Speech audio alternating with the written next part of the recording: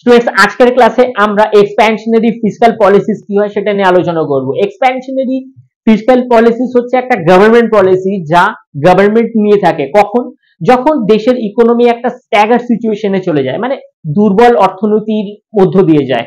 এবার এই সময় গভর্নমেন্ট নিজে থেকেই হেলথ, কনজাম্পশন, ইনফ্রাস্ট্রাকচার এই সমস্ত সেক্টরে স্পেন্ড করতে থাকে। তাতে কি হয়, লোকেদের হাতে পয়সা বেশি থাকে, পয়সা বেশি চলে আসার কারণে তারা কনজাম্পশন করে, মানে খরচ করে। এবার খরচ করলে পরে আবার সেই ইকোনমিতে, মানে ইকোনমিক চাকাটা আবার ঘুরতে শুরু করে, মানে ফ্লোটা আবার শুরু হয়।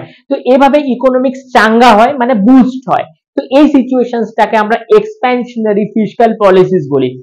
ফর এক্সাম্পলস, আরবিআই যখন রেট কাট করে বা জিএসটি যখন একটু কম হয়, তখন জনগণকে ইন্টারেস্ট কম পে করতে হয়, মানে ট্যাক্স কম দিতে হয়। এবার ট্যাক্স কম দেওয়া বা ইন্টারেস্ট কম পে করলে পরে লোকেদের হাতে টাকা বেশি থাকে। এবার এই যে এক্সেস সারপ্লাস টাকা, তারা আবার সেটাকে কনজাম্পশন করে, মানে বলতে গেলে কনজাম্পশন সেক্টরটাকে যদি বুস্ট করতে হয়, তখন সেক্ষেত্রে এই রেট কাট গুলোর প্রয়োজন বা জিএসটির কিছু পার্সেন্টেজ কমিয়ে দেওয়া প্রয়োজন হয়। তখন লোক বেশি টাকা খরচ করে আবার ইকোনমিকে সার্কুলেট করতে পারে। তো এইভাবে আমরা ব্যাপারটাকে রিলেট করতে পারি। Thank you.